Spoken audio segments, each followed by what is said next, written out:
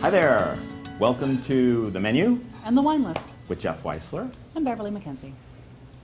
Hello. Hello. Hi, Beverly. I'm having a good time here at Chateau Lynn so far. I am too. I am too. So we have ordered pan-seared chicken. So it's going to be this butternut squash raviolis that are made in-house, and then they're pan-fried in a brown butter sauce. So it's going to be kind of nutty, and that winter, fall flavor from the butternut squash.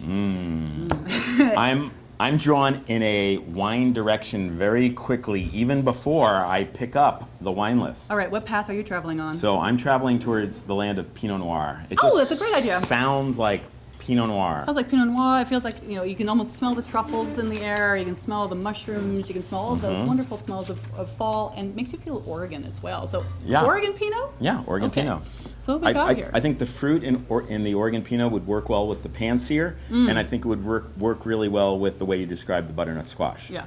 So let's take a look and see what we've got here to choose from. Oh God, they got the Bergstrom Cumberland Reserve. That sounds good, but it might have a little heaviness around the edges. Not a bad thing, but Yeah. for this dish might not be perfect. Right, I'd want something just a little bit lighter, where the fruit's going to shine in a really nice way, maybe a little touch less oak. Well, how about the Soter Vineyard, their North Valley, 2008? Love it, love it. Is Tony it- Soter is making wines that really fit the principles and the practices of conscious wine, and I think that would be a great choice. Perfect. Let's Get that. Let's do it. Okay.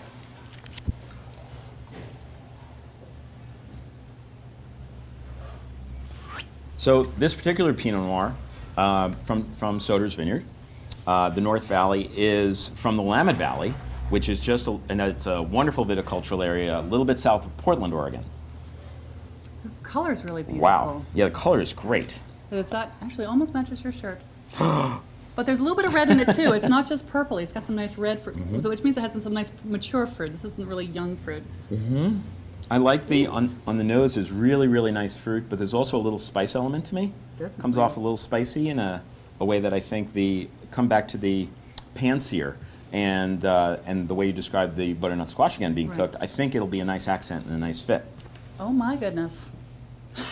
Wow. Look at it, and the crispy fried sage. We forgot to talk about that. Crispy fried sage. So that's going to give us some nice herbaceousness to play with the Pinot Noir. Oh yeah, that just smells fantastic. So this is pan-seared. Pan-seared and roasted, a chicken breast that has a little bit of wing bone in it, so that bone helps give some extra flavor to the cut. And then we also have the butternut squash ravioli that we pan-fried in the burnasset, and there are also this other magical ingredient called lardons, Oh.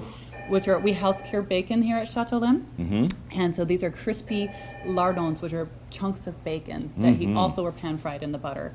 Wow. So I'm going to just go ahead and smell the wine while I have these herbaceous, bacony scents in my nose. Oh, it is an absolutely gorgeous dish, So I just aromatically brought- yeah. and visually. And so having the savory, round, herbaceous flavors, when I stick my nose in the Pinot glass, it brings out all the fruit, actually. It makes the fruit really sing. I still cannot take my eyes and nose outside of the dish.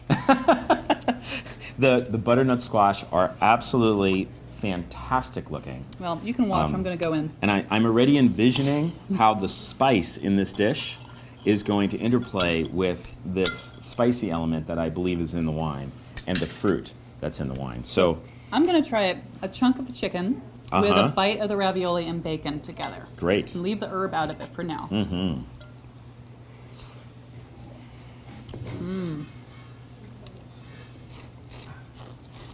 I'm going to talk with my mouth full because the sage is also fried in that butter, the butter is infused with that sage flavor.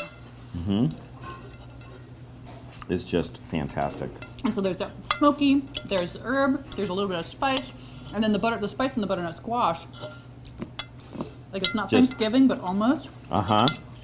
And Pinot Noir, by the way, is a fantastic grape varietal to choose for Thanksgiving, especially in the form of Oregon Pinot Noir. California Pinot Noir does the trick too, but Oregon Pinot Noir for Thanksgiving. So the richness in this palate, food-wise, it just keeps coming back. It just cleans up this wine in a way where the fruit is just pretty, the acidity helps clean the butter off the palate, so all the other flavors kind of sing together. This is a 08, which is just, if you can get your hands on some great 08s, do it because the yield was so low, but the fruit is fabulous, and we're going to be looking at 09 soon. So if you see some 08s, just snag them and sit on them a little bit. What's your impression of the two? It brings out actually a little bit of an earthy element in the wine, which is really nice. And I love the way on the finish, it brings out some spice and some interesting flavors, additional flavors on the finish of the wine that I think adds a really good component. I'm going to try it just with bacon. Yeah. One of the things that I really adore in exploring these kinds of things is just the adventure of how foods alter our experience of the wine. So here was this wine that we tried on its own, and as soon as we start to mix flavors with it, when we try food with it, it's like we're having another wine. There's another layer. There's another experience, and that's part of the journey. That's so fun and engaging. Part of the dance. And now the fruit's riper. And with just the bacon, that smoky bacon. With just the bacon, right. I would expect that would be great. And one of the things here I think that's really fantastic is whenever you look at food in general, look at the combination of ingredients that are here. What if we just look at it like this is simply another ingredient that's been added to this relationship? So when we pair wine and food, when we look for things that go together, we really focus on finding things where we look at the wine as an ingredient that's part of that dish. So Pinot Noir, for example, loves things like chicken that are prepared in this way.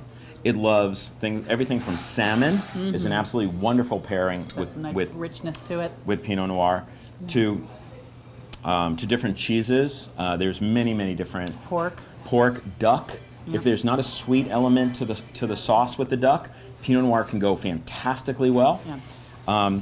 And then from a food standpoint, what other types of wines would you recommend with this particular kind of dish? Other wines that I would pair with this kind of dish, you know, you could. Ooh, this is a tough one. Gamay. I would go to a heavier regional Gamay, something like Moulin à Vent, something like that. A richer Gamay would be fun to play with because it still has the fruit but some earthy components. I think you could play with a riper Cab Franc without too much acidity. It has to be a riper Cab Franc, but just the wine still needs to be kind of pretty to go with the delicate earthy flavors in this dish. Well, I love this combination.